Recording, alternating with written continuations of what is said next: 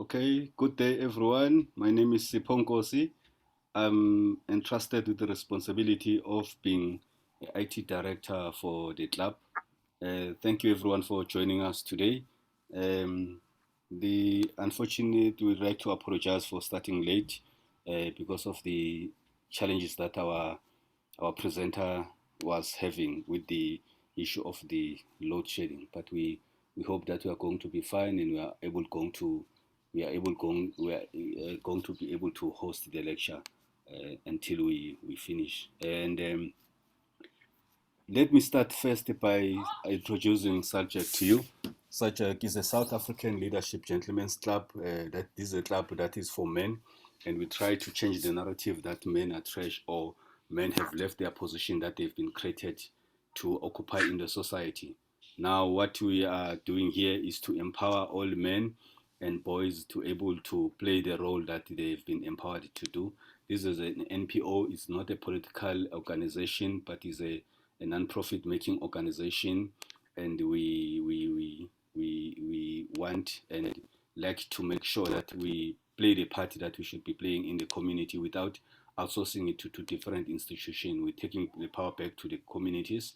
We've got various programs that we engage ourselves in. One of them is to assist men in socially in terms of the problems that they have with the Lewa Labana program run by one of our leaders, say as Mr. Israel, and that is where men are able to come together, cry together, laugh together, encourage each other at that position to make sure that they become the integral part of the society. Because we know very well most of the time we've been raised by saying men do not cry, but we want if men do not cry, then that energy they'll let it out in a wrong place. So we do not want that to be the case. We've got other programs as well where this one of them, the lecture, where we empower each other because we know that without knowledge, we people perish. So we empower men to able to make decisions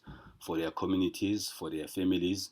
We understand that there's a lot of work that we've taken our position and given to the politicians to decide everything for us. Now we want to build the leadership down up from bottom up in the communities.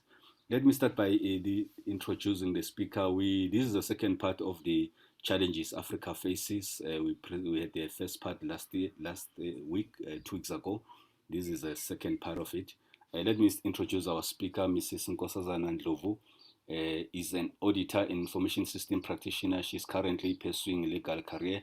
She has over 18 years of experience in the public and private sector on several roles, including risk management, governance, internal control systems, as well as legal and compliance work. She's a wife, mother, businesswoman, and a social entrepreneur with a passion of education on the next generation of great Africans. She's a Pan-Africanist and a Christian who believes in civil rights of citizens across the continent and globe. She's a strong believer in the anti-corruption, the rule of law, and building strong democratic institutions and ethical leadership to govern countries in order to manage economies in an efficient and effective manner to the benefit of citizens. She's currently serving in the top leadership of Africa 55 states under the guidance and mentorship of Dr. Charles Sinkala and also chairs Saljak Women Wing, Friends of Sajel. She strongly believes that Africa will be the next world economic boom and wants to be part of the collective to drive that change. She has co-authored a book with her husband as well as ran a community ministry driving change and development in their community. Nkosazana is intelligent, dynamic, a self-starter, and believes in positioning Africa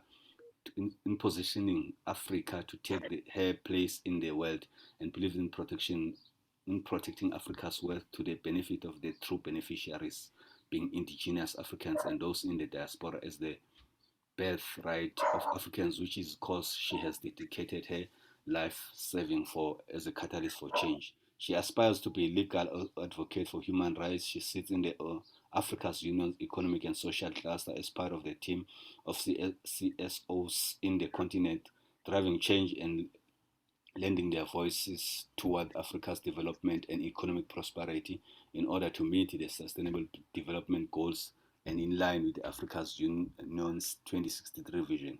She is also part of the SADC Peace and Security Committee driven by African women in the region.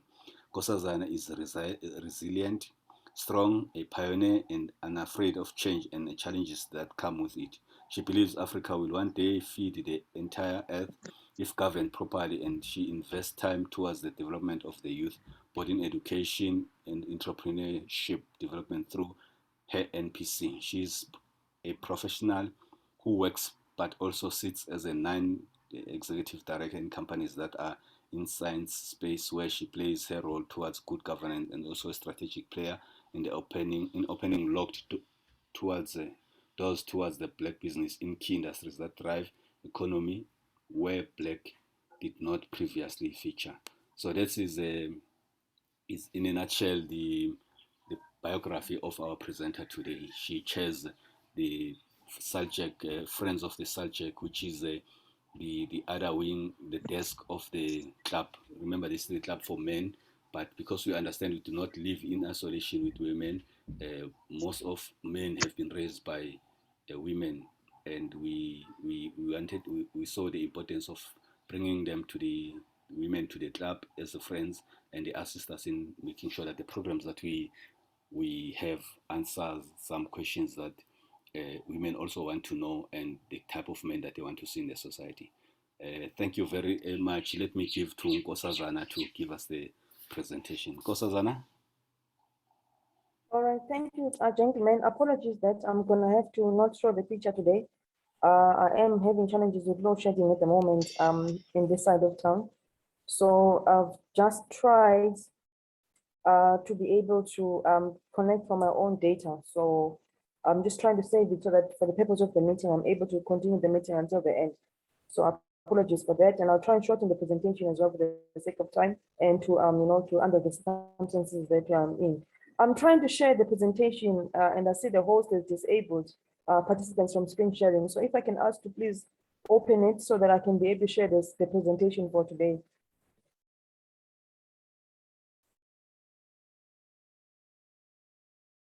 Hello, I am trying to share the screen.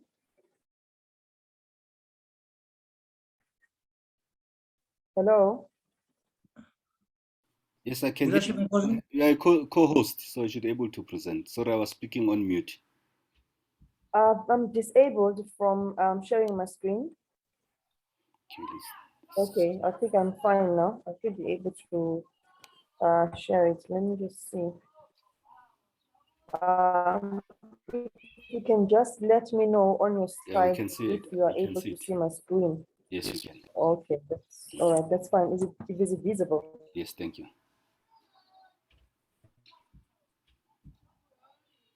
Yes, it is. All right, fine. Thank you.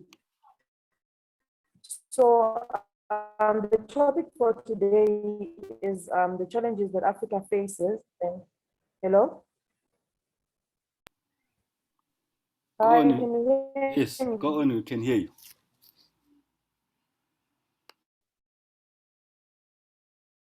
Can I carry on? Leadership, please carry on. We are listening. Okay, thank you. All right, that's fine. So as we know, the topic today is about the present. Navigating the present and strategizing about the future. So I'll just go. All right, thank you. So I'll be very quick with regards to the history. I don't want to go into too much history. I'm not going to delve in the history of imperialism, colonization, apartheid. I believe we all know that. I'm just going to start from the year 1916, which is basically referred as the year of Africa. There is a series of events took place during that year, many independence of 17 African countries or nations which highlighted the grouping of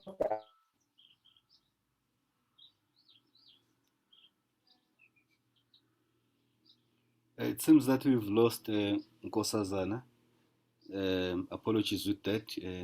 As I think she's trying to reconnect, as she did say, she's got challenges with the power on her side. Apologies with that. Leadership Ngozi. Yes, sir.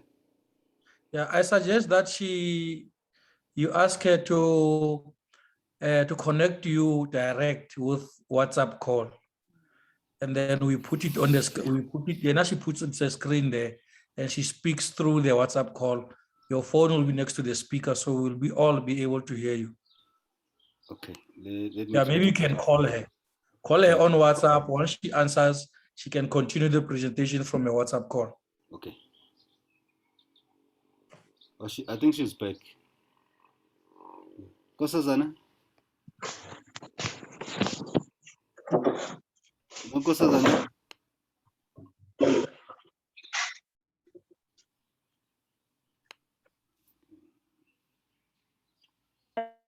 Sorry, I'm here. Can you hear me? Yes, we can hear you. Can you hear me? Can I carry on? Yes. Okay, I think I got a loss of connection there. Apologies on my side. Okay.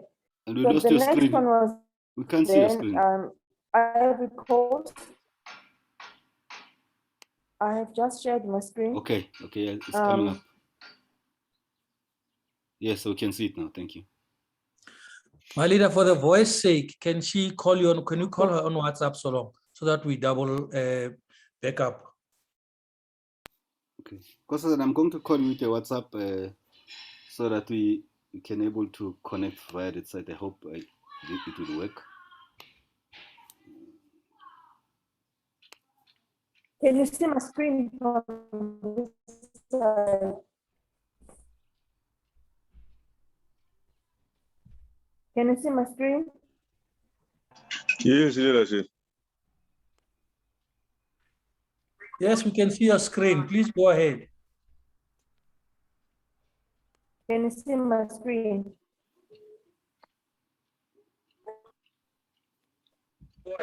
All right, that's fine. I'm gonna have to just carry on and just go and end. So the next one was Chad. Then it was the Central Republic of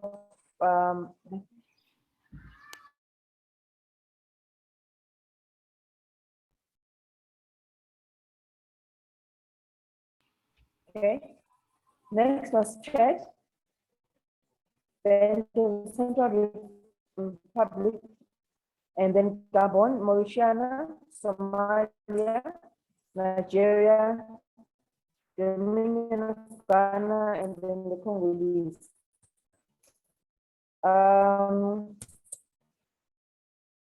Where is this thing not going on?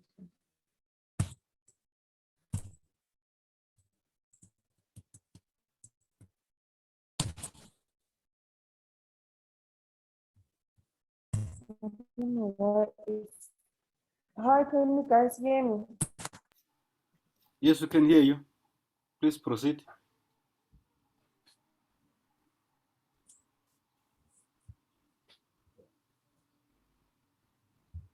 Hello? We can hear you, Nkosazana.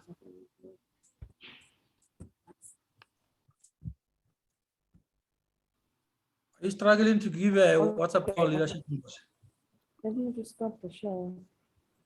I'm gonna reshare my screen. I don't know what happened there. I think I lost.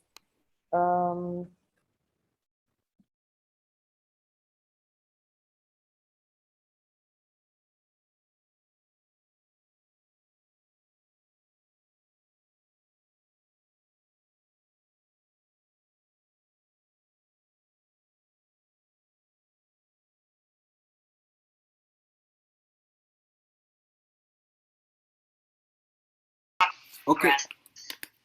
Can you please through your WhatsApp? Yeah. Trying to share my screen. Okay, for the voice, just speak through your WhatsApp.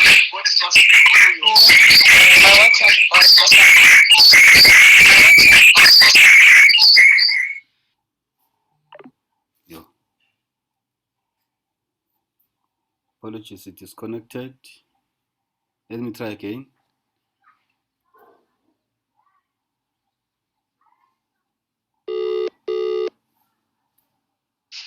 Hello? Yeah, please speak. I can hear you. There's a background noise. I am on your Zoom because I was sharing my screen. Okay, try to share again. Yeah, because we wanted you to speak through WhatsApp for the voice, because your voice is breaking on Zoom. She must mute on Zoom, my leader. Let her mute on Zoom. Okay, mute on Zoom and then you speak through here.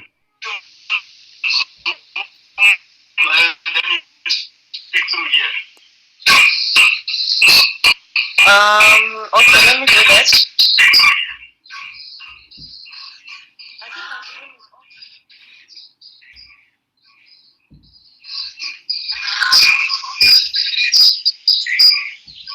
Okay, can I go ahead? Yes, please.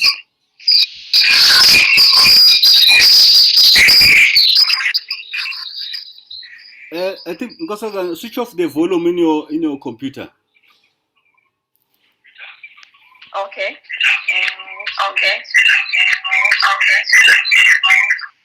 Okay, thank you. Yes, thank you. Please proceed. That's fine. Apologies for that. Sorry for the technical difficulties today. Really, I didn't anticipate that. Apologies.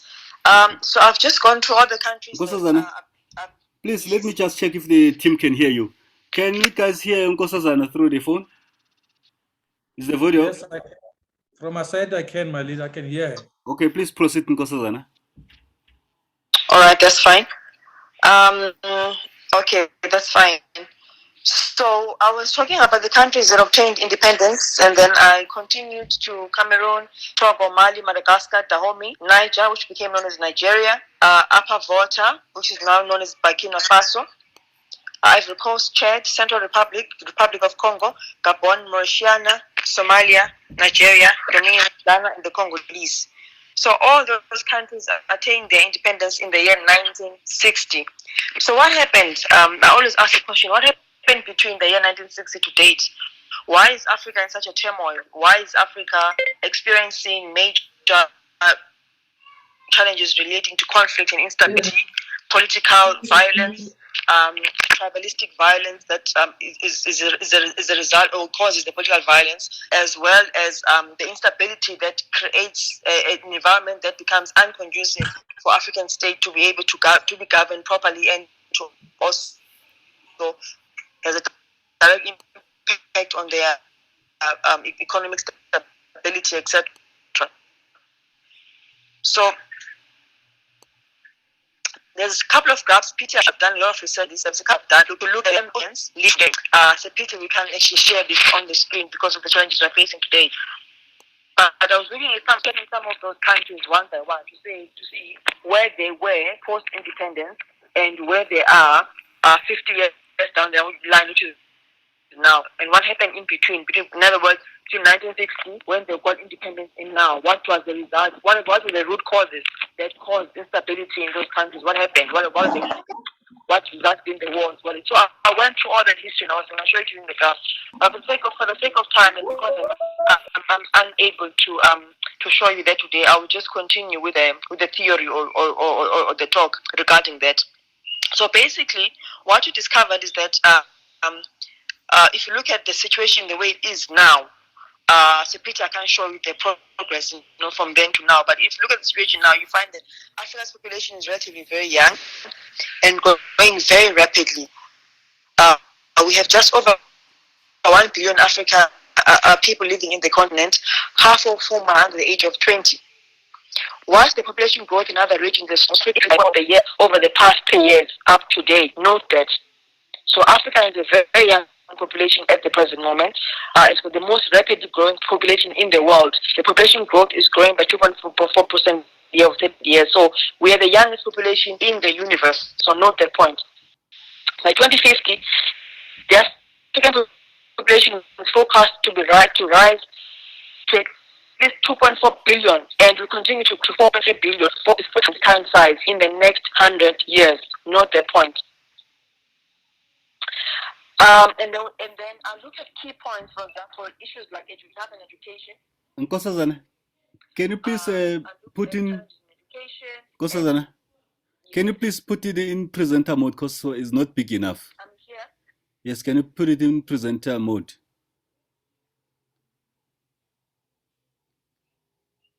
Sorry. I was saying that please put it, enlarge the presentation, not close it. You've closed it now. I'm on WhatsApp right now.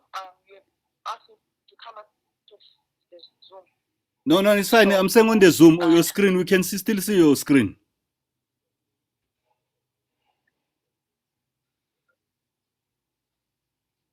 Can you hear me? You're asking me to open the presentation again, Yeah, I'm saying you're busy now. You are showing us a map, right? or is it? Okay. All right, that's fine. Okay, so we can proceed. We can see Okay, we that's can fine. see the PDF of the map. Can I just continue? Okay, yes. Is the screen opened on this side? Yes, it's open. We are seeing the PDF version, Tracking Africa's Progress. Yes.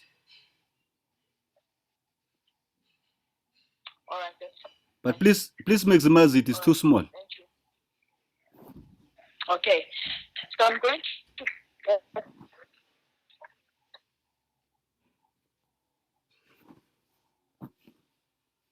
All right, that's fine. So I'm going to obviously that's probably good. I don't think. Okay, let me try and do that.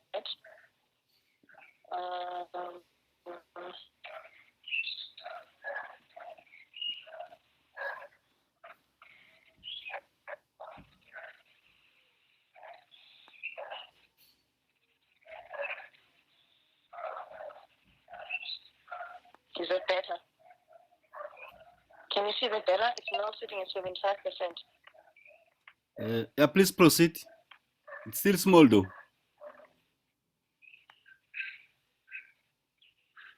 Is that better? Okay, you can proceed. It's still small.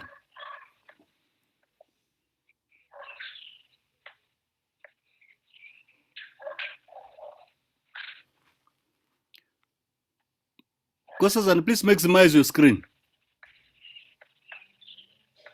Okay, that's fine. I was on the issue of education. Okay.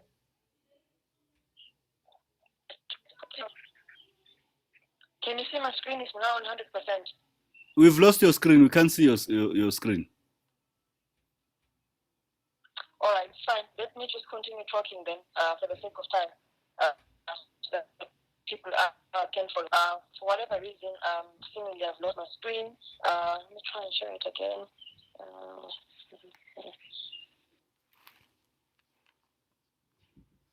Can you see it now? Yes, yeah, much better. Thank you. Okay. So, if you look at the issue of education, we have mathematics and reading. I'm just using those. Those are the research that was done based on math and literacy. And they found that there's an urgent action needed to improve the quality of education in Africa, which is something that we know. If you look at East and Southern Africa, the percentage is 36%, reading 64%. Central and West Africa slightly higher, mathematics, but the reading is quite low. So there's a need to then urgently look at improving the quality of education in those areas. Because we find that many young children are still battling with literacy and reading, and this is quite very serious because obviously if children in school are not able to grasp basic concepts of learning and do math literacy, it has a ripple effect on the types of graduates that the continent produces within, and the types of education that comes through, and the skills, and that are obviously important for the Africa's development. So that's one challenge. This probably was the research done to the African Development Bank in conjunction with the union, and it was presented. So this is this official statistics that I'm working on. So for many young people from the age of 6 years of schools, there's insufficient skills to build literacy skills because of the type of education system that we have. And if you look at this graph, you look at both from primary school and lower secondary school, and you can see, if you look at the graph from 2015 to 2030, you see that relatively, Sub-Saharan Africa is still slightly lower, and then South and West Africa is slightly higher. If the Arab states are also a little bit lower in the primary school, but they anticipate growth if you look at the second graph on this side. So that tells you that education is average 5% of GDP, from just over 1% in South African Republic to 12% in Lesotho. So it's looking at by region. So that means that there is a definite problem with the issue of education. So Africa must begin to provide comprehensive and quality education in order to break the poverty chain. That's very important. So if you don't deal with the issue of education as a root cause, it's going to have a ripple effect on unsustainability of our economies, because there's lack of quality education that we are producing within the continent. Okay, and then I just want to go back to my present. I'm gonna come out of here. I just want to unshare. I don't know how to unshare this screen. And then try and share the other one. Let me just go back to my presentation where I was, and see if I can't share that. Just guys are able to. Yeah, just go back to the presentation. Just open the presentation. All right. That's fine. Okay, you can see it. Just maximize it. Put it in presentation mode. Yeah, just put it in presentation mode. Yeah, you can see it.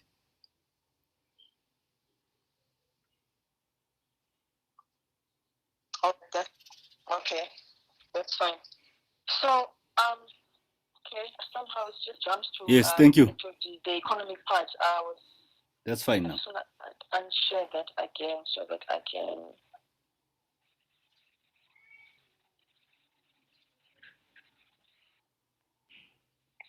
Can you see here?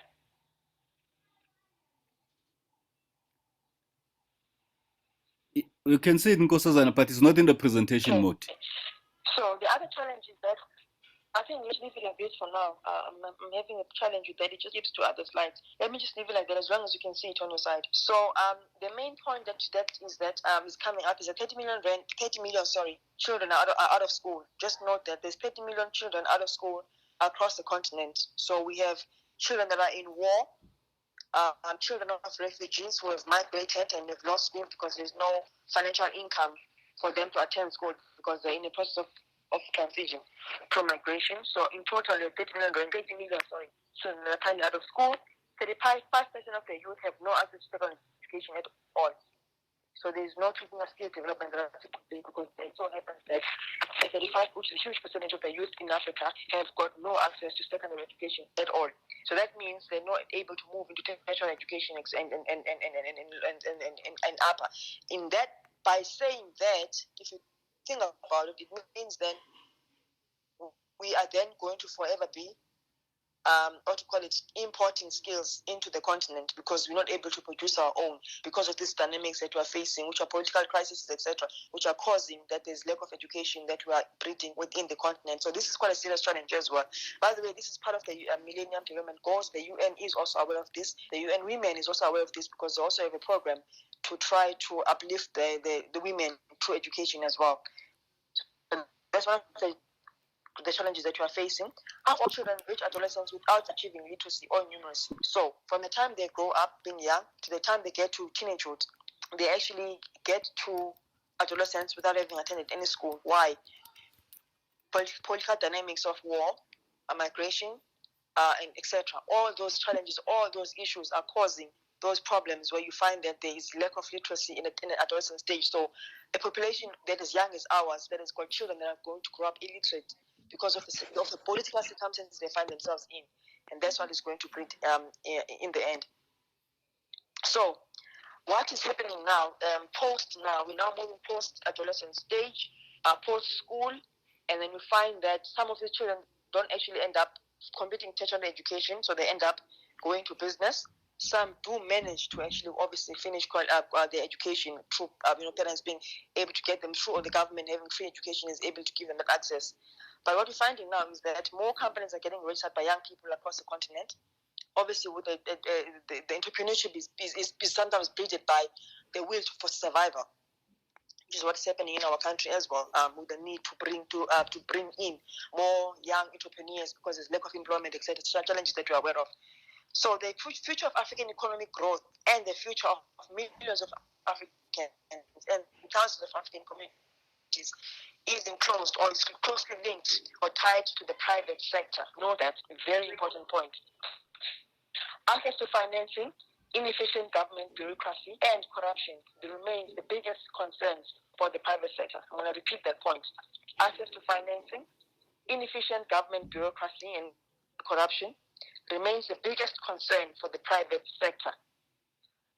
So what is happening now is that there's an emergence of the middle class, or the need to create the middle class, but it's being stifled by a private sector that is now getting polluted with the government bureaucracy and corruption. That's not only our unique South African problem, it is identified as a general African problem. Since 2005, a net 8 million people have moved out of poverty. So there's a plus. While we are still having this, through the interventions of the African Union, the African Development Bank, and various stakeholders, NGOs, they've been able to pull out some of these young people in totality across the continent out of poverty. So when they look at the stats and look at the total population, at this point, only about 8 million young people or 8 million people have been able to be moved out of poverty through these interventions. The proportion of people living in poverty is below threshold.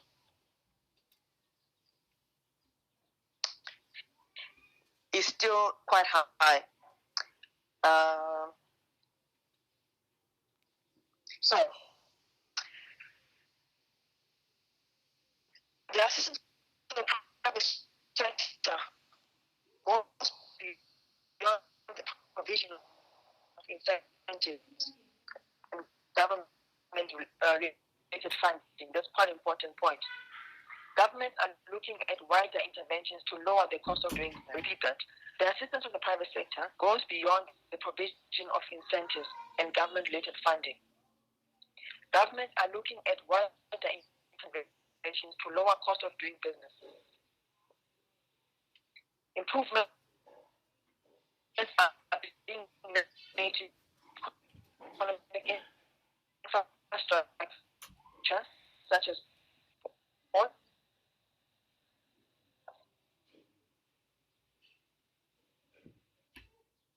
we are aware that there is a problem right now by the union that is trying to improve ports after the African Continental Free Trade Area. There is one of the projects is related to infrastructure, which is the improvement of ports to allow for African free trade movement of goods at this point, since we are going to be opening up later on the border to free movement of people and free movement of goods. That's in the pipeline, but I don't want to discuss it today. It's a sensitive topic. I think we need to have a webinar on its own for them. But that is in the pipeline. So this will be taking place and has to be I'm starting by on things. Inclusive challenge that Africa today is how Africa we know this. We have transformation practice through our PPE charter, etc. In our own country. So this is not only uniquely our problem, it's an African problem. It's how to broaden access to economic opportunities for its expanding population. If we don't create or we don't broaden access to economic opportunities for the expanding population of young people, some educated, some not, but can be developed, some unemployed. If we do not create access, we face a catastrophe as African continent, and we will migrate, including South Africans themselves. We will eventually find ourselves in a situation where we have to migrate elsewhere because the needs of our economies do not meet the demand of our population, of a young, dynamic population that needs to be economically sustainable. Note that point. Including the most vulnerable groups. Yeah. Apologies yes. to disturb you. We've lost your screen, but we can still hear you, though. Okay. For some reason or the other, I think I'm probably disconnected on the other, but I'll continue to talk. I will find a way to be able to link back so you can see my screen. The positive side of the information is that since 2005, 8 million people have moved out of poverty. I've said that before. The proportion of people living in poverty, which is below the threshold of 1.25 per day, has fallen from 50% in 1981 to less than 45% in 2012, and is projected to decline to 41.2% in 2050. Okay, I'm going to try to I'm gonna try to connect again via my Zoom and hope that you guys can be able to see my screen. Okay, but let me just continue to talk while I'm trying to do that. I'm trying to do two things at once. So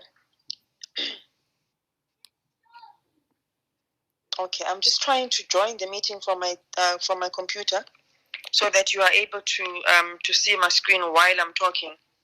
Okay, let me join it. Okay, so let me just take a small break. While we're at that point, guys, I just want to open up the floor to any questions at this point that you might have on this. I'm just opening up a small debate while I'm trying to connect to the screen again so you guys can see my presentation. I just want to open up any questions at this point that you might have at this point, or any discussion points or any comments that you might have relating to the parts that I've just shared now.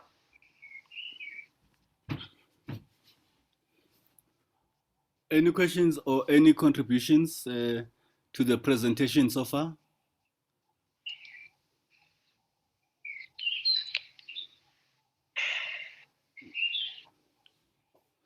Anyone with a comment or contribution?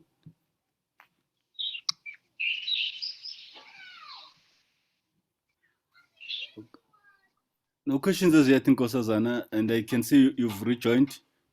Let me make it closed. Okay. Okay, we can see your screen again.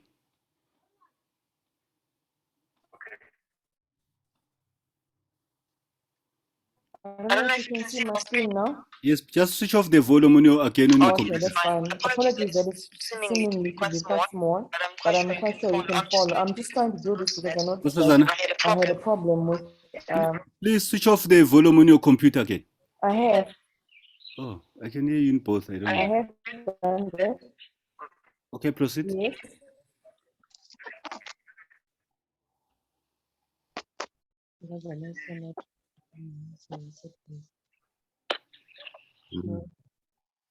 Okay.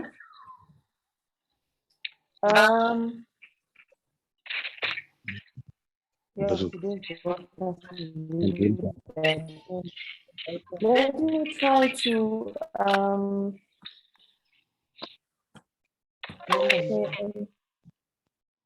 Yes.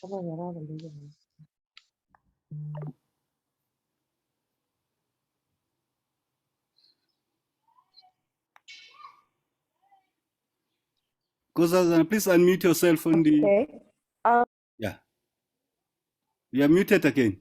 Please unmute on Andibathi Zoom. kodwa angasina kumute. Shona. Hello. Yes, we can hear you. Thank you.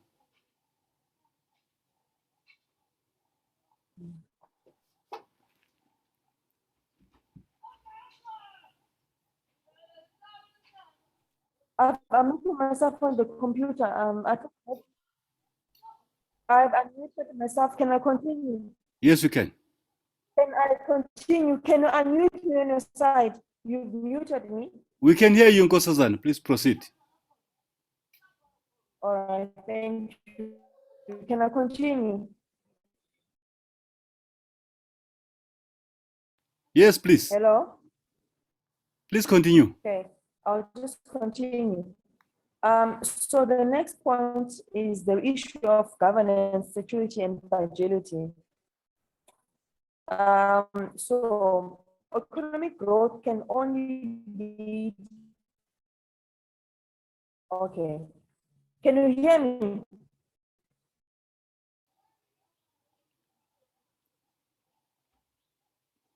Yes, ma'am. Please proceed.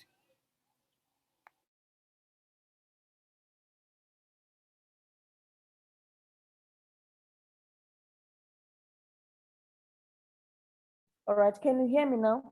Can you unmute me so I can be able to continue?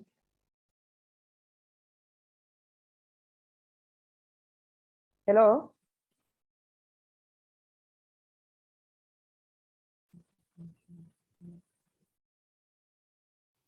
Please proceed. We can hear you. All right, thank you so much. I was getting worried there that you can't hear at all. So on my screen right now, I've got, I'm not sure if you can see, it's governance, security, and fragility. Are you able to see that? Yes. All right. So economic growth can only lead to sustainable and equitable development if it is based on a foundation of just, inclusive, accountable, transparent, and efficient governance, and institutions administered by capable states. Keyword, capable states. So all of us in Africa, we share the same problem. We need to ensure that we create capable states to enable economic growth, which will lead to sustainable and equitable development, which is based on a foundation of just, inclusive, accountable, and transparent, efficient government and institutions. That's very, very important. I've mentioned this several times in African Union ECOSOC, in the security classes that are sitting as well. I've said the same thing, that we can't expect that we can parachute even after, which is the African free continental trade, without creating stability in our governments and having proper institutions, access to justice, and capable states. And that obviously speaks directly to our politics across the continent. So are you guys able to hear me? Yes, thank you. Hello? Yes. All right. Governments, along with regional and continental institutions, having increasingly understood the vital link between poor governance, fragility, and social unrest. So, due to fragility of our African states, social unrest, that is your political violence, civil disobedience against states due to autocratic governments that are operating, or political party conflicts that all ultimately cause social unrest in our own country. We've experienced social unrest through protests, due to service delivery protests in some of the municipalities. We've seen that to the election now. And so all those issues, if they're not mitigated, they're going to, and having strong institutions to deal with them, meaning strong police, strong judiciary, and a strong rule of law, it's all going to impact on fragility and cause instability in the continent. So together they are taking great responsibility for strengthening institutions of accountability and the rule of law, resolving conflicts and overcoming fragility, thus fostering economic stability. So you can't have economic instability across the continent when you have dealt with all the social and socio-economic and political dynamics that have a direct bearing on economic stability. So one cannot be resolved without resolving the other. That's what I'm trying to say. So 91% of the countries that were scored in that research, we found that they scored below 50 in terms of governance, security, and fragility. That's quite low. Botswana was the highest score, which scored 64 and ranks number 30 across world economies. Can you believe that? An African country, Botswana, scored amongst the top 30 in world economies. While Somalia, with a score of 8, ranks last. So that's just who's top and which one is last. But the rest of the countries, they scored below 50. Only one scored a higher mark and became one of the top 30 in the world. So that's an indication that if one of the countries can do it, it's definitely doable. Botswana has shown it. It showed it. So then I was going to go to corruption trends. Let me just go to the other presentation and just look at the corruption trends within the continent so that you can have an idea of what is happening there. I'm just gonna, while I'm there, I'm just gonna share any screen. Any comments at this point, colleagues? I don't like to have I like to have a dialogue as opposed to have a lecture. Any comments from the audience? There's a comment here which from Pastor Sabatam Zimela, which says, what guarantee do we, is in fact the question, what guarantee do we have that education will solve our African problems? And there's also Lucinda Zimase who says, not this are South African European copied education that produces unemployed graduates now in millions.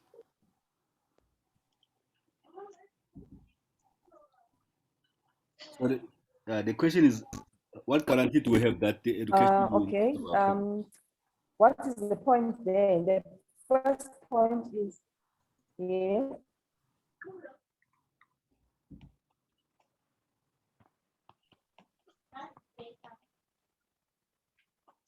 Which education? Our education system. Yes.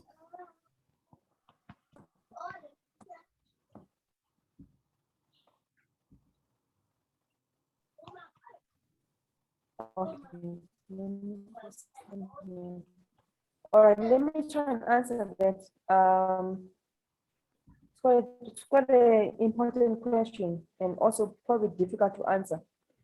There is no guarantee that our education, can I answer that quickly? There's obviously no guarantee that there is no guarantee that the education will solve our problems. I think, like I said earlier, it's first of all the commitment to want to change and to drive the change. Obviously, that comes from not only the political formations or the political parties that are ruling our governments.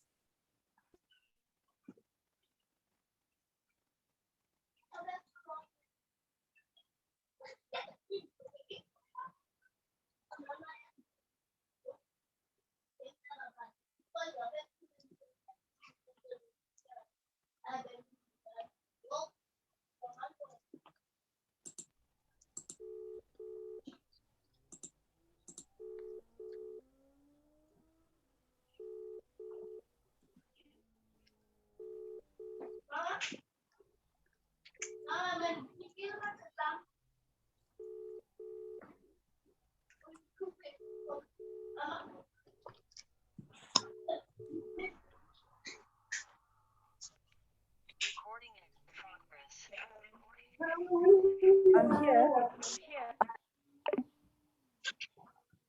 I'm going. I'm here. Can you hear me? Yes, we can. Thank you. All right. So I was saying, I was answering a question. I don't know if you guys lost me there, but which is better, to have an uneducated society that potentially has got more, that could create more problems, or to have an educated society that wants to drive development through their education and skills? Which do we prefer? Which do we go with? I would say the more skills we have, the more we are able to drive the change in our own countries, as opposed to having people who've got zero, knowledge base that they can actually plant back into their countries. So I get a point that it doesn't necessarily mean that when you have an educated society, you're not going to have problems. I get that point, but would you rather not have an educated society at all and have people who have no skill, no contribution, nothing, as opposed to have a society that's educated who wants to bring about the change, who wants to bring about the development through their skills, who wants to use their skills to, to plant back home, whether they go and study overseas or study within the continent, but they want to utilize the skills that they've acquired through education to plant back and build society. So that's just, I really want to answer it in that fashion. The next question, if I'm not mistaken, was regarding, sorry, can you just repeat the next question for me, Mr. Nkosi? That was more like a comment to say, so I think Lucindis was answering the question to say, what is the guarantee on that South African education, that our education would solve the African problems? And then we are saying, no, not this South African European copied education that produces unemployed graduates. So it was more of a response to the question. Okay, I get your point, but we're saying that with the system, the education system that we have is European and is potentially producing graduates that are not able to get employment. I get that's the point he's trying to drive. But what my question then is the education the problem, or is the politics the problem that are causing barriers to the usage of the education, whether it's internal or European, by the usage of the education to drive the development and the change? So is the problem with the education, or is the problem with our political system that's creating those barriers from within? That's just my question, and my point is, do you then blame the education, Or do you blame those that are in charge, that are actually should be allowing space for utilization of that education, whether it's internal curriculum or not, is immaterial at this point. But the important thing is it, who do you blame? Do you blame the education, or do you blame the quality of education that's been produced, or do you blame those that should utilize that education, whichever education it is, to drive development? That's the question we should answer. Can I proceed to the presentation? So I wanted to show you here, I'm just going to try and share the screen. Just some of the corruption trends that were done. I'm hoping the screen is visible on your side. Thank you. Yes, please. Okay, so these are all the countries. You will see the countries. This is the corruption perception index that was done. Study was done in 2013, but I think they're busy doing it again now, so that you have a proper trend between middle time and now. So it's all the countries from Botswana, you have Cape Verde, Rwanda, Tunisia, Swaziland, Burkina Faso, Liberia, Morocco, Zambia, Niger, South Africa, somewhere here as well, Kenya, Ghana, Zimbabwe, South Sudan, etc. So these are all the trends, and there's been an increase between the time period to now of the trends in corruption. Okay, so I'm just gonna show you here. So then there's the perception of the extent of corruption in different institutions. So in other words, the corruption done by police, corruption by the judiciary.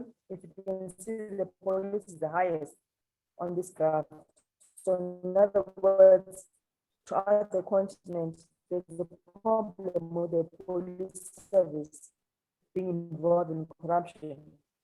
The judiciary, political parties, public servants, parliament, legislature, education system, business to private sector, medical, health, media, means next in the judiciary, which is quite scary. That means most of our judiciary across the continent are involved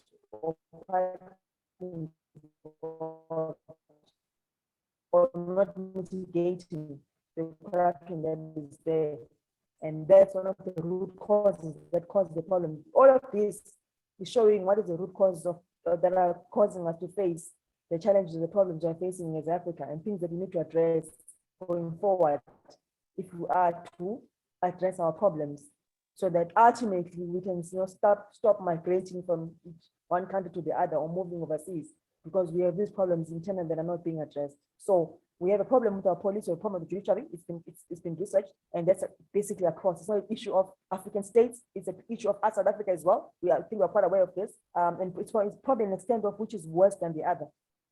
And then we have the issue of bribes. You know that bribery is everywhere. Almost 1 in 2 people are reported having paid a bribe in the last 12 months. So we're aware that bribes is very rife in the continent. So corruption is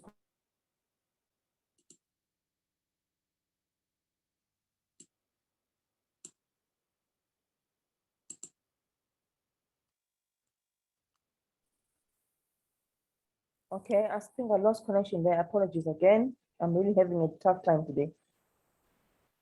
So I'm gonna share this again.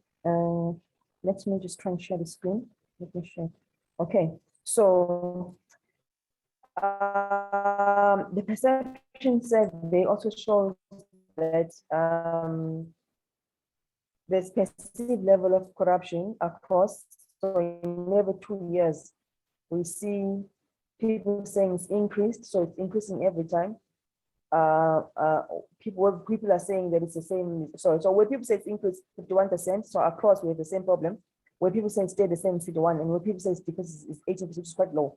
So majority of the people believe that their government is ineffective in fighting corruption, and that corruption is getting worse. And I think you all agree that generally this is a problem that we all face as a continent. So it's not only our South African problem or any African state problem, it's a general problem. We share the same problems. So I want us to think with that mentality in the background, that we're having these problems because these are the problems we're experiencing. So not superior to Africa. We're not better. None of the states are. We probably might be better in some cases than the other people or other countries or other states, or they may be better than us, but all of us share the same problems as the continent. So I want us to move with that mentality, because getting somewhere with that point. So reason for not reporting incident of corruption, people are afraid of the consequences. I think we're most aware of that. Look at that, 40%. People say it won't make any difference. So whether I report or not, there's no difference, 16%, and then any other reason. So most people share the same problem. We're afraid to report the corruption that we pick up in our government. And then most people are saying whether I report it or not, it doesn't make any difference. So across the continent, we're facing the same problem, affecting governance, it's affecting security, it's that impact, and causes us to be fragile as different states, and has a problem, and then it has a replica problem and everything else that we face. So I'm just going to go back now to my presentation.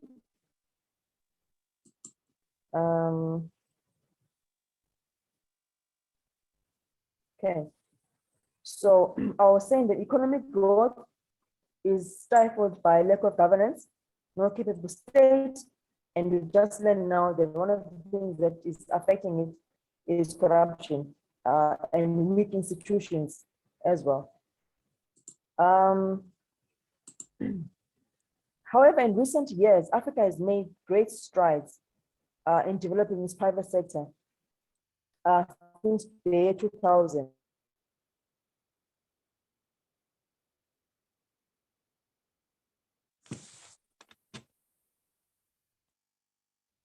Okay, I'm gonna try and share the screen again. Somehow I'm having a very challenging time with my connection today. Apologies, deeply apologize for that, colleagues. So let me try and share again where I was. So in recent years, Africa has made great strides in developing its private sector. Since 2000, the year 2000, foreign direct investment has increased fivefold. That, in other words, is up to 15 billion US dollars last year, and nearly a sixth of which went to top recipient, Nigeria. By the way, Nigeria is now the top country in the entire African continent. Its GDP is the highest, and is overtaking South Africa, and is overtaking Egypt, and also Morocco. So Nigeria is number 1 at the moment. I think number 2 is then Egypt, and then we are number 3. Just for some information, and you can research this. It was in the media on ENCA recently that we've been overtaken by Nigeria. So at the moment, Nigeria is the top continent in terms of the GDP, with all its political problems and all its issues of security, etc. Somehow it's been able to be resilient in terms of protecting its GDP. Business-friendly policies, increasing urbanization, and a growing and better educated workforce, and growing consumer spending are creating opportunities for manufacturing and services industries to grow. While developed countries still dominate African trade, recent trends indicate that developing economic regions are driving the growth in Africa. So we have certain regions that are driving the growth in Africa trade, and will continue to do so over the next 50 years, which is what is actually giving rise to the African Free Trade Continental Area, the African Continental Free Trade Area. I didn't want to go into too much detail with regards to AFTA today. It's another tutorial or webinar on its own.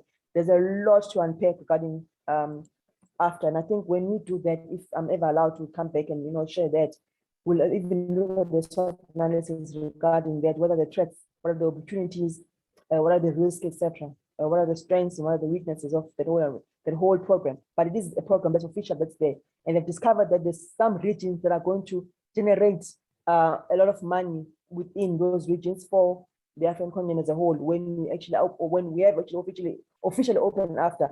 But when we begin to open the borders and allow for that trade to take place, please do note that the share of African trade remains low compared to intra-regional trade in other parts of the world.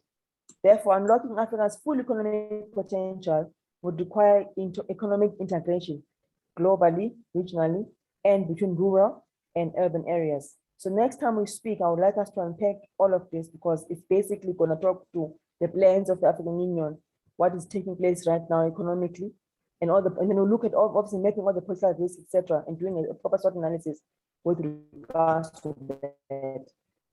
So for today, I would like to end there. I'm also trying to save time as well. I would like to end there and hoping that we can take questions, and I would like us, if there's time, to probably look at doing an SWOT analysis on this as well. So let me just end there for now, and then I will allow dialogue in terms of asking questions, comments, as well as both on the social media and on this broadcast today, the people that are here, and then we'll take it from there. So thank you very much for that opportunity to share the presentation with you guys today. And at this point, I would like to take questions. Thank you so much. Thank you very much, Nkosazana. Despite the challenges, the connection challenges and Thank you. technological challenges, we appreciate Am I you audible? taking time. Yes, you are. Thank you for taking time to give this detailed presentation on the state of our continent, our beautiful continent. And it's scary, some of the things that are coming up, to say the corruption in different sectors, that we are putting a lot of hope and trust in those institutions like the police and the judiciary as an example. So it shows that we've got a lot of work to do, a lot of journey to travel, and hence we've got organizations like SALJA to put back power to men and also women in our space. We appreciate it greatly. I think let me start by checking other leaders. I think Mr. Sipe is here as well. Mr. Sipe, I see we've got some nice comments that side. I'll ask you to, I'll give you an opportunity to say those this side, because I'm struggling to move to the other side. Just your comment after that. But for now, let me start with the comments and or questions that they have been pouring in on the chat box. There was what role or extent does foreign government interface? Sorry, what role or extent does foreign government interference play on African stability? That was Lucinda So, and Musa was saying the skills are not from our education channel. Lucinda, so we need a focus on the enhanced skills base, not academic base, as academic has proven not to work for our current frustrated and unemployed graduates. Yeah, I do not blame the politics, neither do I blame the education, the behavioral patterns, the character, the mindset shaping that we need most is not subjects in most modules or subject in our education system. So I guess from what Musa is saying here is to say it's not, we blame the education, because I think Nkosazana brought a question to say, do we blame the education or do they blame the application thereof? And it seems that according to Musa, we are blaming the education because the way it's structured, it doesn't solve our problems. I think, listen to say, would you say that if Home Affairs, police or judicial were well paid, there could be corruption in their workspace or environment?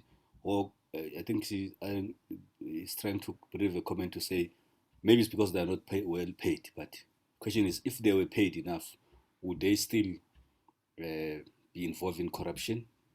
And again, the question would be, what is enough? I think for now, let me. Then there's apologies, I don't know who's Galaxy S10e, but say the comment is, our leaders are not interested in taking a good look at the collective motion to economically strive to making Africa a sleeping giant to awake. Mama Arikana Chihombori Kua has been emphatic on the need changes that will arrest this social displacement of Africa. Back to you, Nkosazana. Do you have any comment about what I just read? Ne? Yeah, so it's a whole variety of issues. So I'll just probably combine them all together. And I do note the comments that the colleagues have made, and I also agree. I mean, I'm also an African residing in the continent. I just want to answer this maybe from a very strategic level, and I'll come down like layer by layer. And something that I've also said many a times in many forums, including the African Union, where I sit in the ECOSOC. And I've said before that the challenge that we face is that, first of all, we share an African Union. All of us, we are aware. All our state presidents sitting in the African Union, representing all of the 55 states or 55 African states. And the biggest problem we have, and I think we had a very robust discussion about this even last week, and I'm going to repeat this for those that maybe were not attending the last time session rather. We have all these presidents who all have sovereignty of each kind of their respective states sitting in one body called the African Union. And everybody is there to present whatever they present regarding the programs of the African Union as per the African Union strategy plan on regarding what they plan to do and what their countries are doing with regards to that.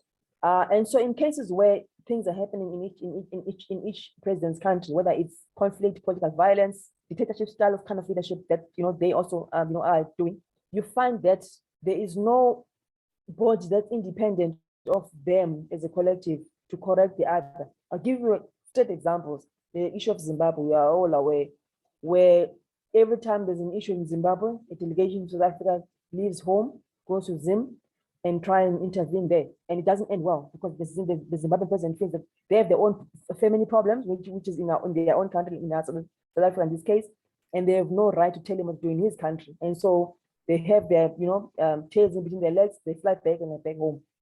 And so the vicious cycle continues, that the problems don't get addressed. Similar, if something had to happen in South Africa, and we have one of the African states president coming here to tell our president what to do, similar situation happen. You say, but we have problems in your own country. Why come and tell me? Or why come tell me to fix my house when you have problems in your own house?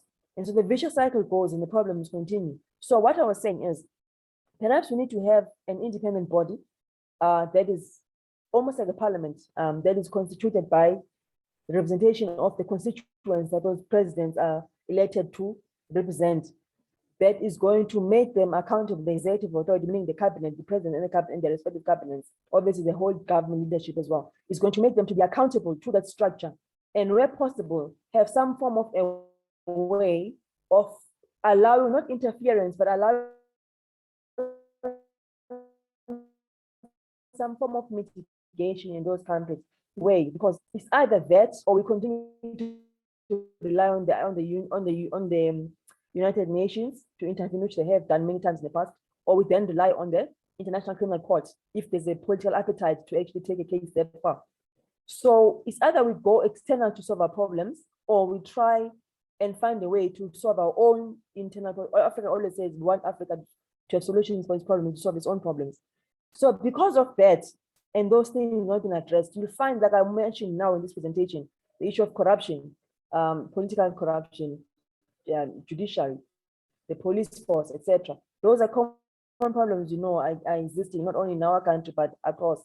So for as long as there is no system in place to mitigate that risk, if I can put it that way, to mitigate that problem, we're going to continue to have all these underlying problems that give us weak education systems, give us all this chronic corruption, cause political instabilities, have conflicts and immigration between countries. We fight each other, there's xenophobia, blah, blah, all these things that we know. So what mechanism can we put in place as a civil society to say, how can we engage the union to take this thing forward and to ensure that, because if you don't address the problem from its roots or from its top, you're not going to be able to address all these other, obviously each and every single leader has to solve problems in his own country. So that's one area that we're still lacking within the union. And then secondly, when you zoom into each and every single country, obviously each country has unique problems, and we all have shared problems. I shared this in the presentation. I said we all have shared problems. All of us, no one's better than the other. We might different degrees of the problems, but we all have those shared problems. So what I want to use is an example of our own country, because it's something that happened currently. I like to do this because last week we spoke about Swaziland, and there was something that's happening then at that point in time. And now this week we've just come out of our voting. And for the first time in history, our own country managed to bring the ruling party below 50% to the local government election, which is a precursor for the national election to take place in 2 years from now, 2024. We are aware of that. So that to me is an indication that civil society is beginning to have a stronger voice, and is using it via an election to say, we're not going to tolerate this anymore, the inefficiency there's obviously an impact on our economic dynamics. We know it does. The corruption, the mismanagement, the political dynamics that are caused by all of these things. We're no longer going to tolerate all this mismanagement and misrule.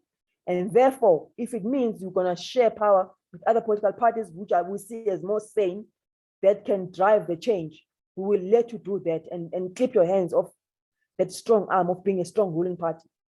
So that's one dynamic. There's a whole, I've written a lot of this on my Facebook post about the other dynamics that come with all those things. And I don't want to go into too much detail at this point. But that alone shows that civil society is beginning to rise and taking a position of claiming their power back. Bo last week, the leadership of Tajik said this to us last week that, you know, every year we complain about the same problem, but what are we doing in civil society to address our own problems? And I think for the first time in our country, we've shown the rest of the African continent the way to say, at the end of the day, the people took back their power and they are trying to fix the political problem. Because once you fix that, there's a real big effect on everything else. So if we can do it, so can Zimbabwe, so can everyone else. Yes, we know the dynamics are not the same in terms of the autocratic rule of even the independence of the electoral commissions in those countries, that we are aware. You know, we may have probably a seemingly better one. I'm not saying it's clean, not saying it's perfect, but probably maybe more independent. And you find that in some countries, they don't have that at all. The government is very much involved in the IEC and even the results that get. So you can't blame the people of Zimbabwe or any other country and say, but you're voting for the ZANU-PF and it's giving you problems and you continue to vote for it. People may vote differently. We know with the Nelson Chamisa, you know, he complained about this in the last election. And the previous MD, I forget the name of the gentleman who passed away, had also had a similar problem where he believed he won an election in one of the years that Robert Mugabe was still there, but nothing happened. They just took the results as they were, and then ZANU-PF was in power again. So all those dynamics, for as long as we don't find a way to fix our political system, we're always going to have, you know, stumble with an inferior education, because that's obviously a mandate of the state to provide education. But the type of education, people are mentioning here about education, the type of education you are having, you know, the corruptions, the weak institutions, all those things are as a result of a polluted political system. So it starts with, you know, with the people within a state taking ownership, taking power back.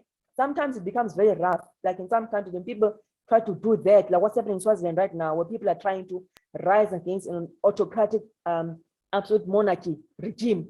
And so what happened there? People are getting shot, people are getting killed. But there's a revolution that has started, and in a revolution, as you know, there will always be casualties, and it's unfortunate that people's lives get lost. So, but there people there are rising up to take back their power in that manner. And we saw the same thing in Nigeria in 2020.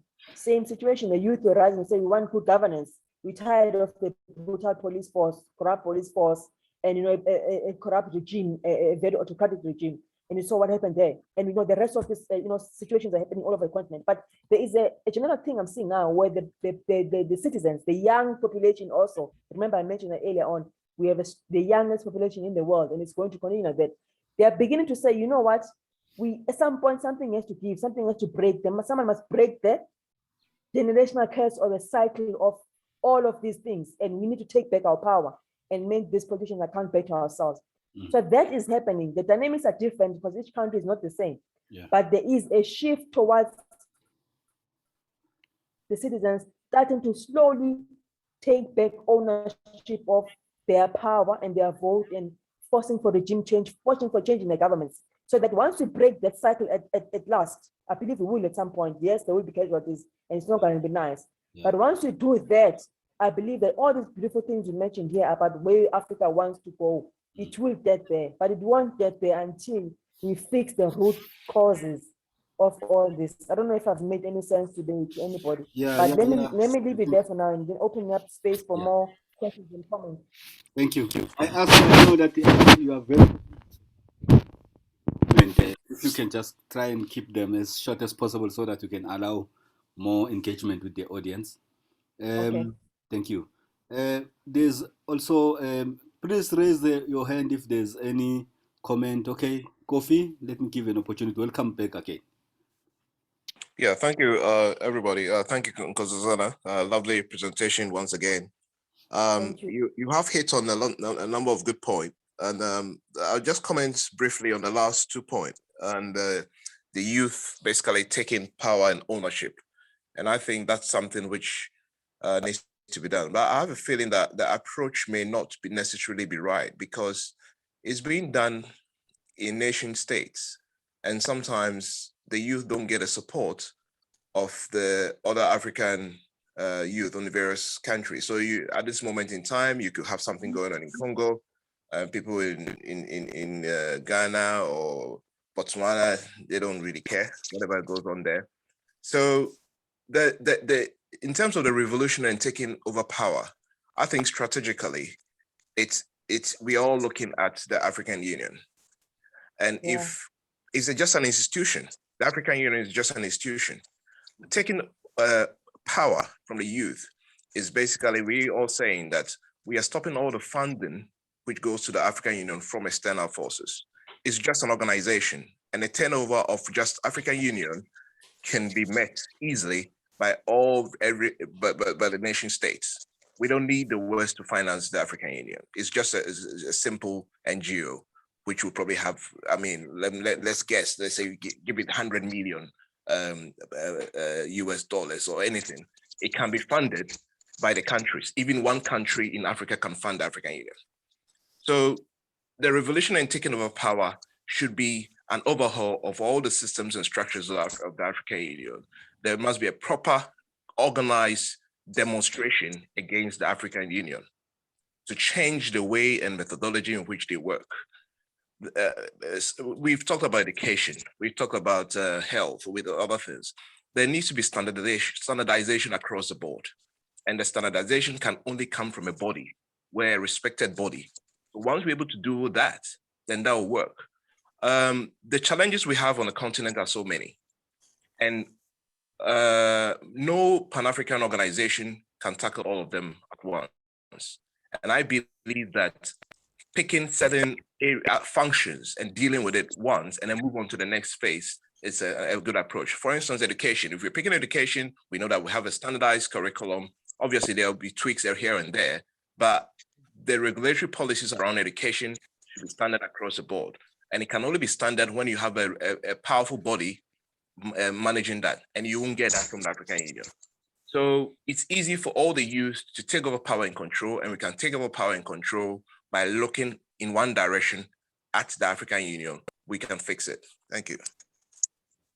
Thank you very much, Kofi, for those insights. I saw, Lucinda, so your hand was raised. Was it raised by mistake or it was lowered by mistake? Hi, leadership. Yes, sir. No, leadership, thank you very much for the presentation and for the platform. It really triggers a lot of thinking, especially around the Africa growth trajectory.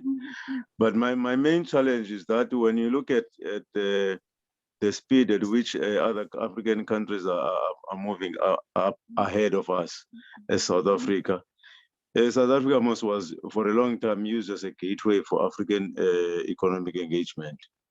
And now most of the countries now are bypassing us. I'm worried, man, as the way that we, I don't know how we can, the integration of African trade, how we can really engage in that space. Because even now, when you look at us as Black South Africans, you don't find us in the space of engineering. You don't find us in the space of not engineering per se, but in the fabrication of machines that are driving other African states. Because I've been engaging with Zambia, I've been engaging with Tanzania, I've been engaging with guys in Ghana, I've been engaging with guys that are in Botswana, and most of them are in manufacturing fabrication of machines that are used to propel their local economies. They are assisting their emerging farmers. They are doing processing of those value adding to those processing. And when you look at South Africa, we don't really, we are even less, not even less than 1% in that space. And it's worrying me because when you look at the education that we are pushing and the other side, academic one, it's not fitting to anything because we're not creating any base on the ground to say, okay, these guys that are graduating from university, they are going to come and drive these enterprises. that we're creating. And most of the enterprises that we're creating in the country are linked to tendering. Majority of it is linked to tendering. I was very embarrassed when I was engaging with the Minister for Small Business. You know, in a room of 2,000 people, I was the only one who was talking manufacturing. Everyone else was talking tendering and construction. And when you look at the construction space, we are not there because the main guys are already there. The big five are already dominating that space. And our government is failing to transform that. And now we're talking education that is going to assist us to transform our societies. And in the space that is in the face of what we are facing when it comes to the leadership vacuum that we are currently facing. So mine, but it's really opening, yeah, when especially with the statistics that are coming up on the presentations. It's assisting me because I always look for the base, for the statistics that is going to assist us. Yeah, wanted to try and change the status quo. Otherwise, the way things are, you cannot even pin it to voting, because even voting can be rigged. So you don't really see a future when it comes to pinning your hopes to the people that are voting to give their governing party a direction to say we're fed up with your implementation of service delivery lack of. So to me, it really needs. One of the commentators was saying we really need to not really depend on government and just to do our own thing, and leave government alone to do their own things that failed. Because now, if we are going to pin up education in our context is linked to government, because it's always, they say it's always derived from the policies that are being developed to try and close the gaps in the sector, in the industry. But when you look at the industry, I'm currently in manufacturing. I don't have the people that can operate those machines because they're not there in the space. Now I'm importing machines from China.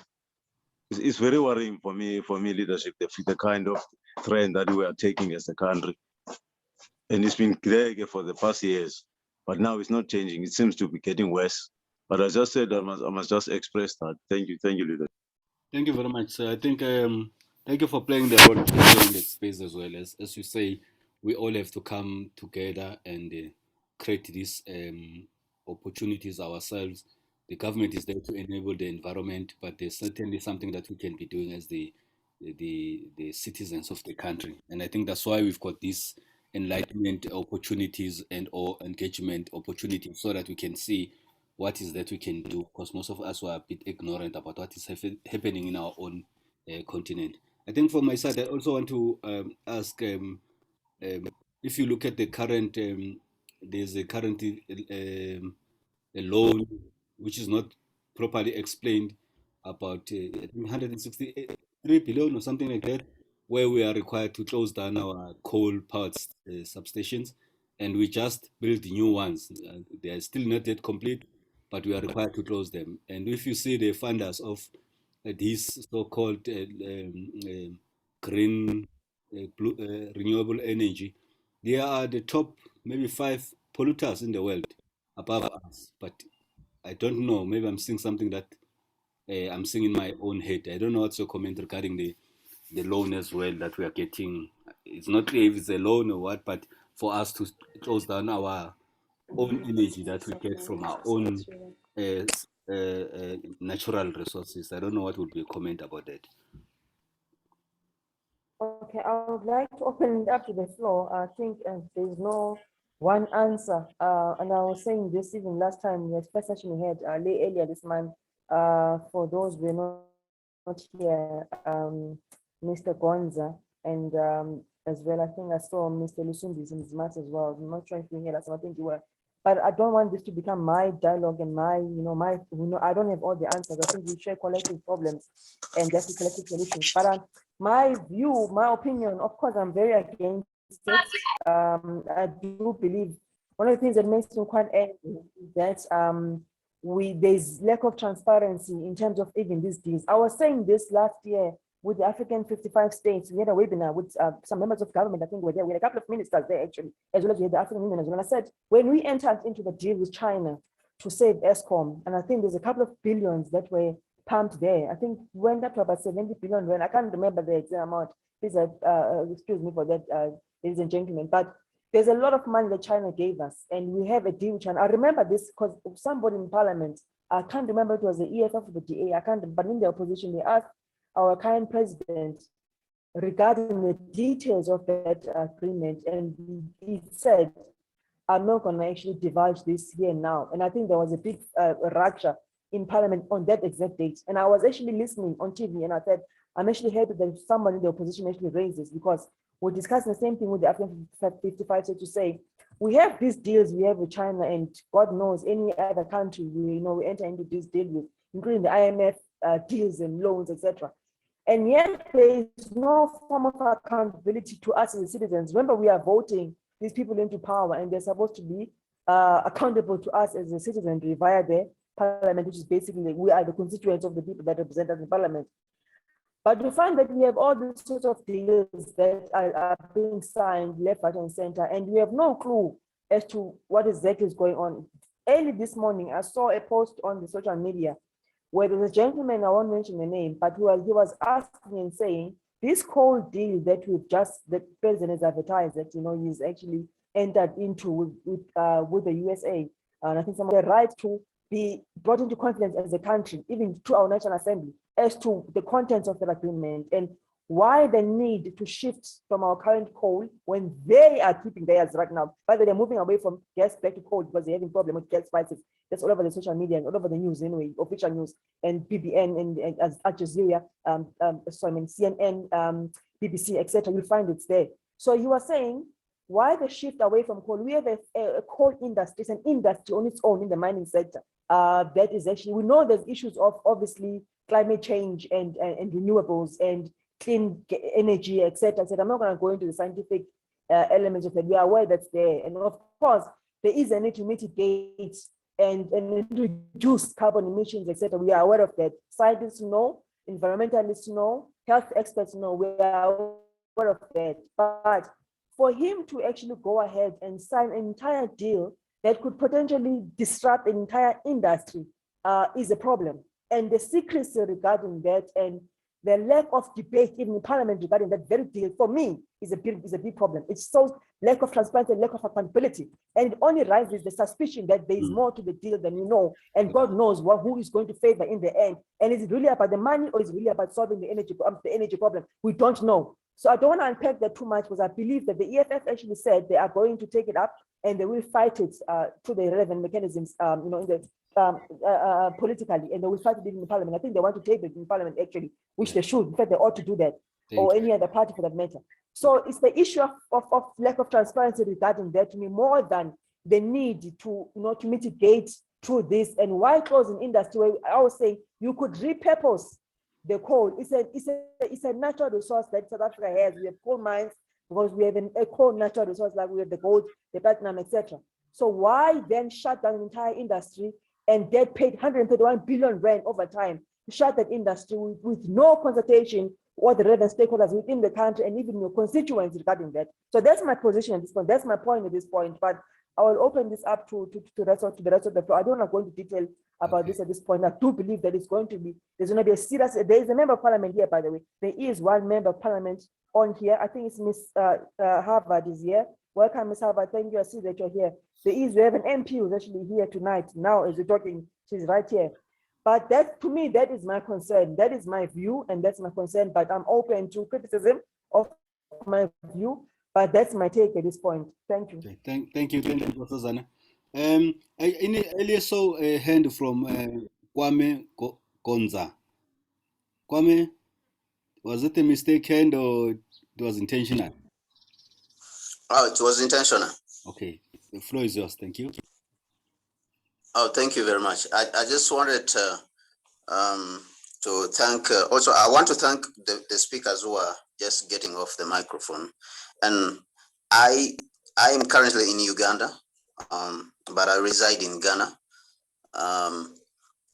I just want us to pay attention to the fact that every generation, and especially the youth, have an obligation, whenever they are existing. And I think it was rightly a certain African writer who put it that every generation out of relative obscurity must find its mission. and fulfill it or betray it. And we have to understand that this is the duty of the youth, not really the elder, because they don't have that energy.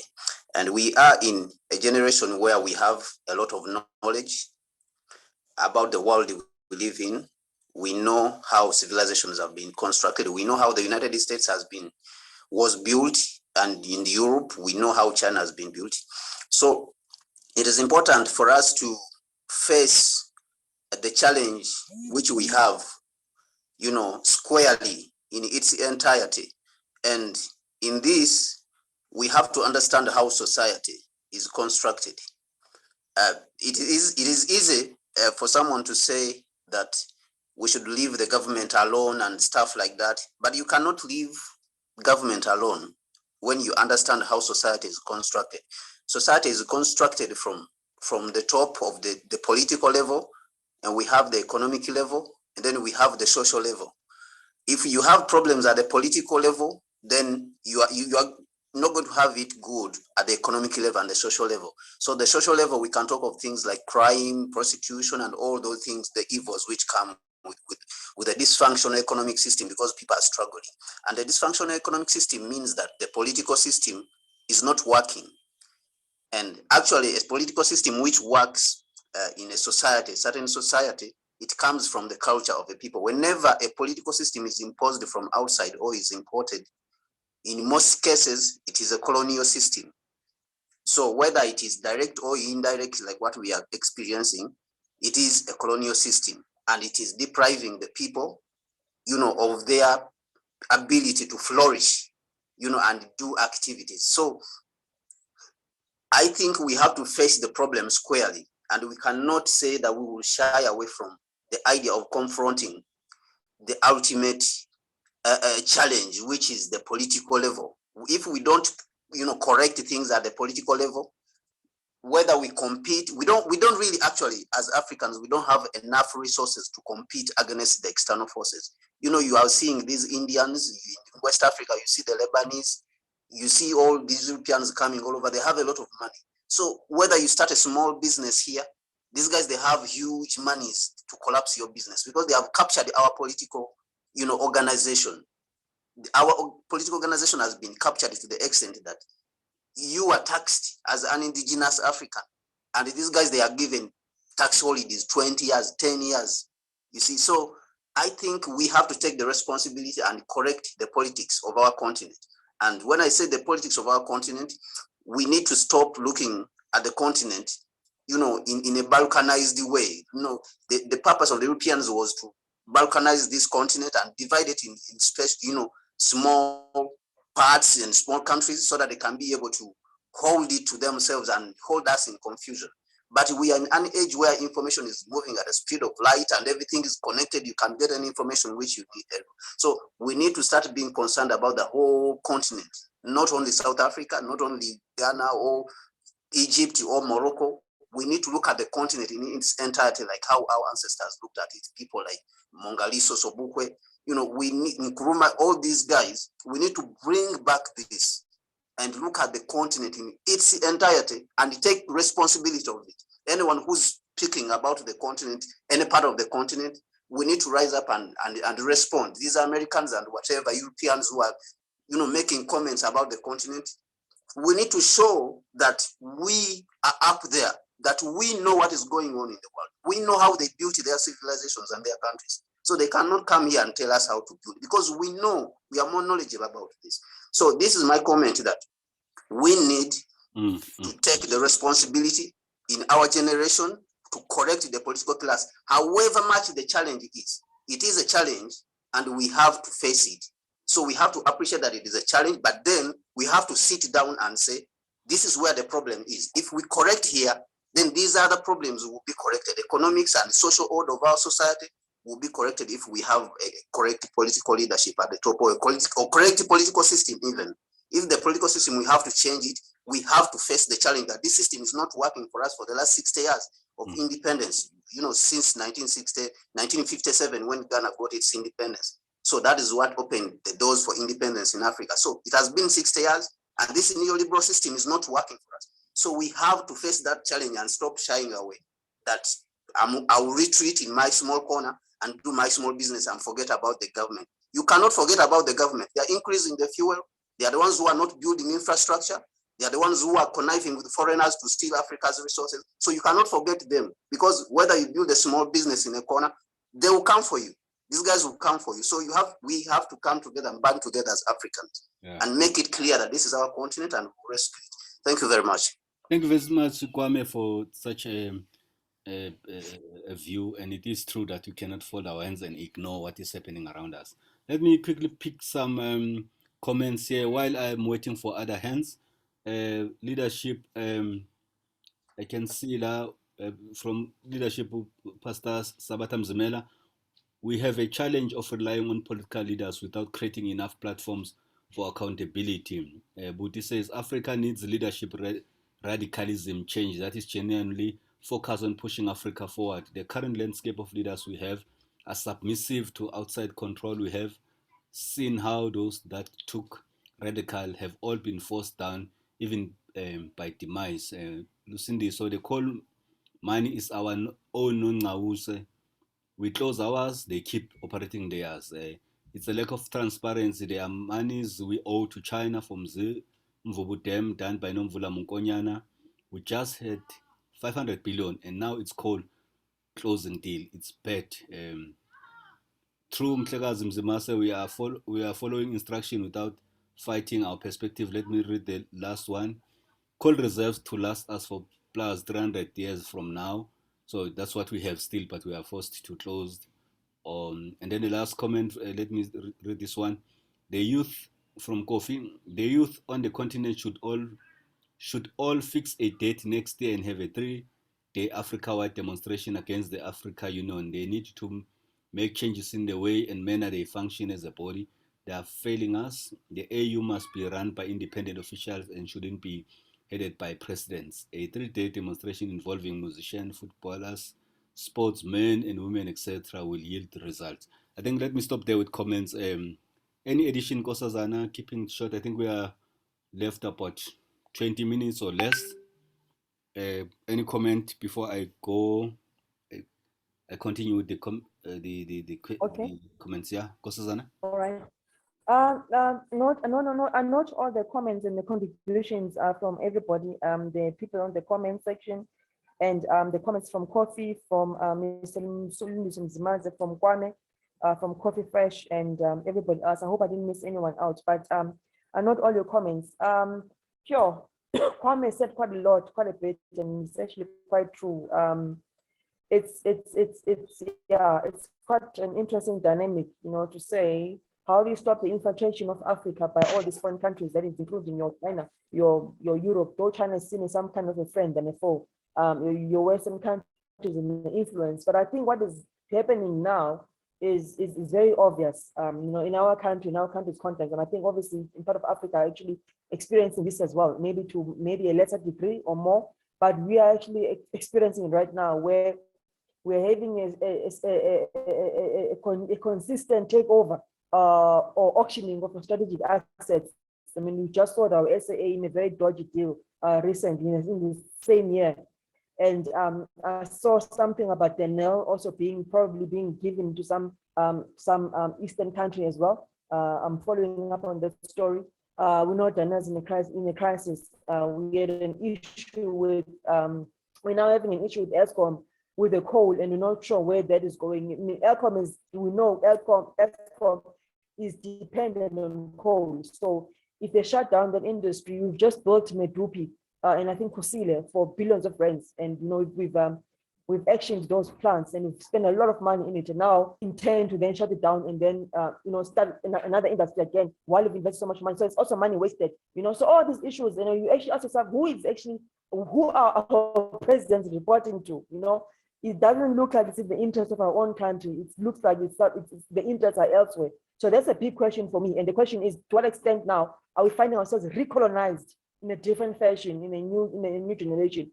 So our generational mission now is almost to replicate what our forefathers did and to start afresh, to cut that umbilical cord of the dependency and the infiltration. And my worry is all these deaths, either from China or the IMF, and all these deaths that the West keeps on pumping back to us. Our children are going to continue to have this debt burden over them. They're going to pay high tax, and every money we make in our economy is going to go back to actually enriching those countries. So basically, as South Africa, we thought we were the greatest. We're actually exactly the same as all of these African continents. So I always say, don't have a superiority of thinking you're better. What caused, like I was saying last week, what caused us to think we won't migrate when this country, it gets run down? And luckily, we are trying to take over the political system by changing even the ruling party itself, who's making all these major decisions and trying to weaken their political hand, so that there's opposition also there and playing a part. So there is some movement there, and there is some positivity in that direction, which I like what Kwame was saying. You don't correct the political system, it has an impact on everything else, which was what I was saying earlier on. So there is some good stories there. It's a long way to go still, but there is movement. And I think, I don't want to say we're shining example to Africa. Africa is also shining example to us. Look at the country like Rwanda, which was also, in the dungeon in the past. We look at Rwanda some decades ago. When you look at it now, it's a vastly different country. So that it gives us hope that all is not lost, and we can actually redeem ourselves and redeem our own country, South Africa, etc. So thank you so much for that, guys. And let me just give you guys the floor to speak more. But I like the points that the everyone here was actually raised. It's actually, I think we share the same sentiments. And the point that I want to take home is that I don't want us to ever think any of us as Africans or in any of the Africans are better than the other.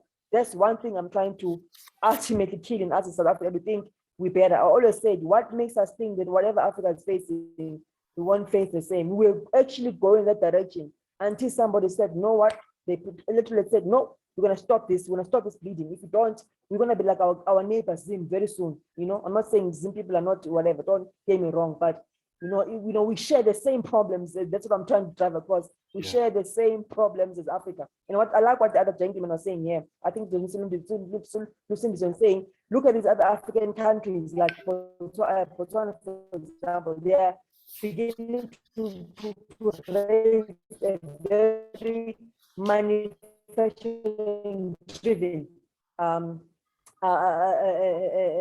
what do you call it, economy, and that is going to eventually become the breakthrough. Africa should actually industrialize. That's the aim we want to get to.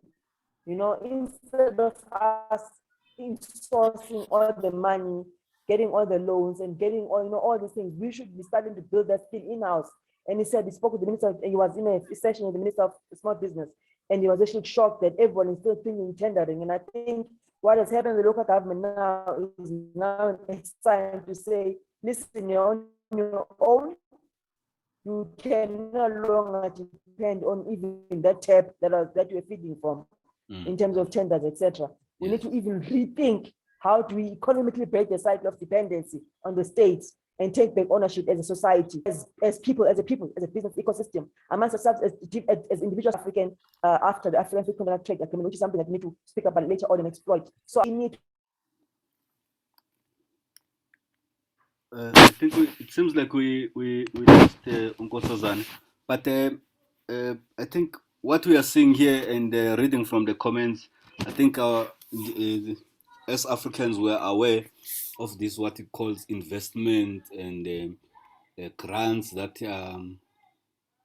are packaged in different ways, and we do not get the information and or details of those different loans or deals that are coming through. And as Lucinda so says, this is a vicious cycle of Africa colonized via foreign trade investment. Our future is being bought, and our kids will suffer.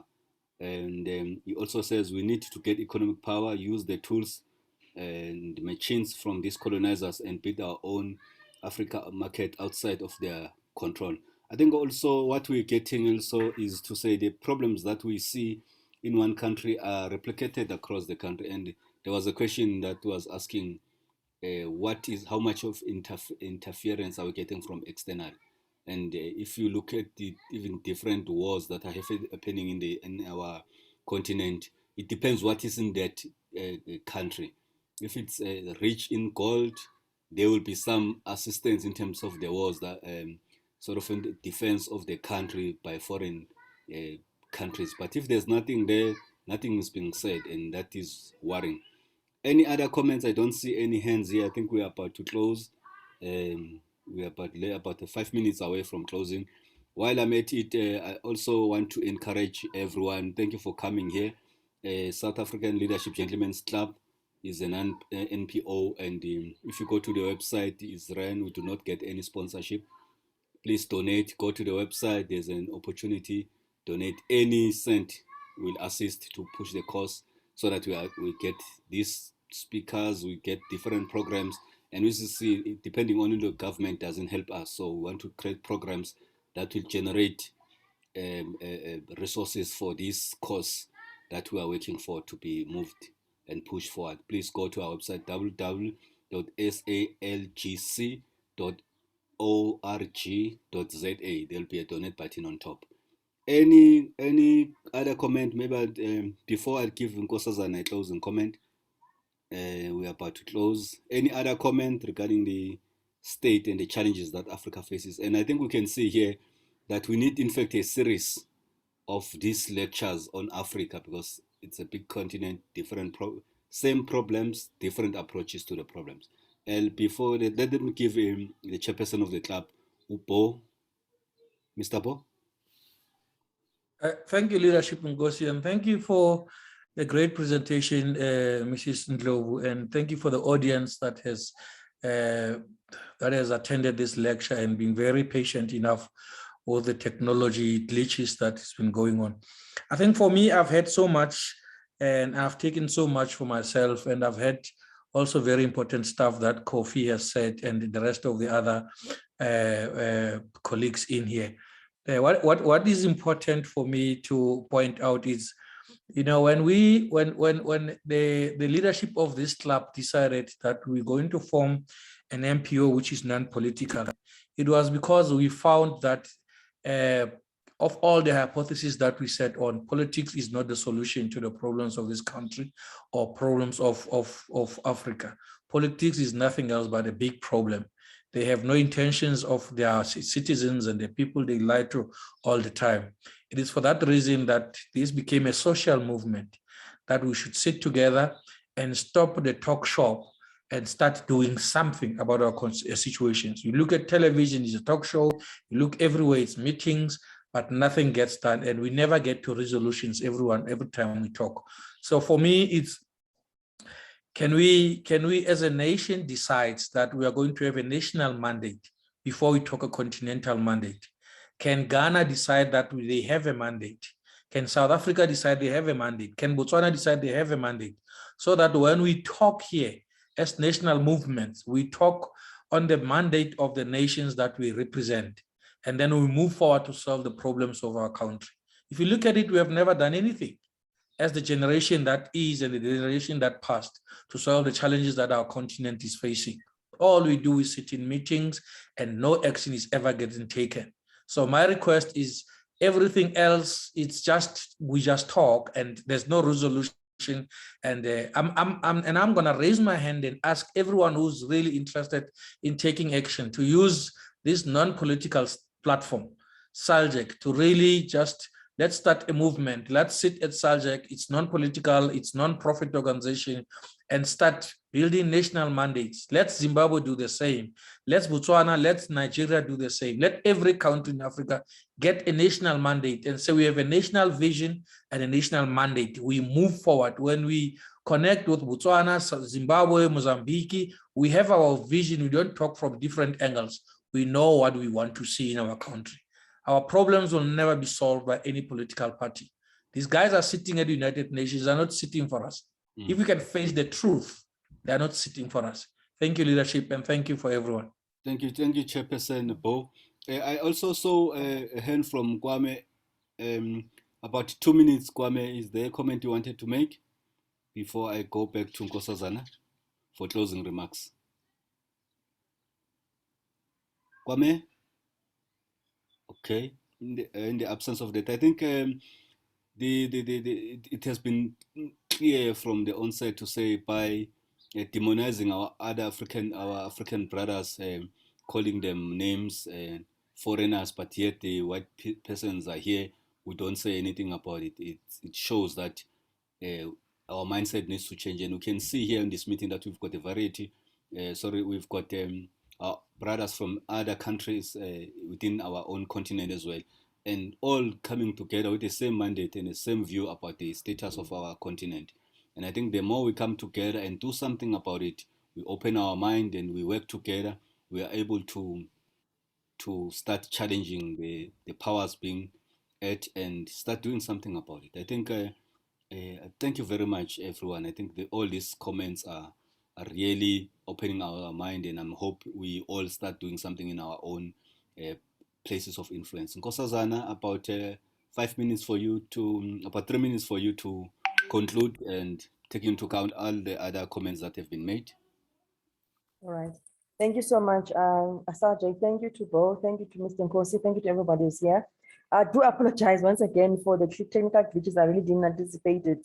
I am in load shedding right now, so I've been using my own devices and my own data. So I've had mental challenges as well. So I apologize for technical glitches that has affected the quality of today's broadcast or presentation. So I apologize for that. I think Thank you so much to everybody who's here. I'm always so proud when before you Can I proceed, just I think that just showed this resilience that we have as Africans to say, despite all these challenges, but we're able to use the little bit that we have to push the agenda and to do something about our problems rather than blaming someone else. As you proceed. Thank you. All right, thank you. I would like to just acknowledge a couple of my beautiful African people that are here. I'm so proud. I've got 2 people from the diaspora, in fact 3. I've got Brother Kennedy Lord. He is from the Caribbeans. He's in the diaspora, outside of the African continent, but he's an African. We appreciate that. I have Coffee Fresh. I think Coffee is from United Kingdom. He's also overseas in London. I've also got Sister Shanice, is also in the UK from London. So I'm quite proud to have people from the diaspora. I've got Dr. Harvard, who's also South African, but of Chinese descent here. I've got my brother Kwame, who's from Ghana, who's joined us today. And I've got a couple of colleagues that have joined me, Asisibu Sombois as well. Thank you so much from KZN. And a couple of other colleagues from different forums. I'm appreciating Mr. Lusimbi Somzimase, Pastor Sabat Zimela, Mr. Sajek as well. So everybody who's here today, I probably didn't mention everybody by name, but I see Zingisa as well. I'm not sure who Zingisa is part of Friends of Sajek. I'm assuming that she is. But everybody who's here today, thank you so much for allowing this space. Thank you so much for listening in. I do want to say, with the permission of Sajek, that I think we need to have another broadcast, maybe later in the possible or early next year, on the African Free Continental Trade Agreement. It's very crucial on the discussions we had today. We cannot leave that one out.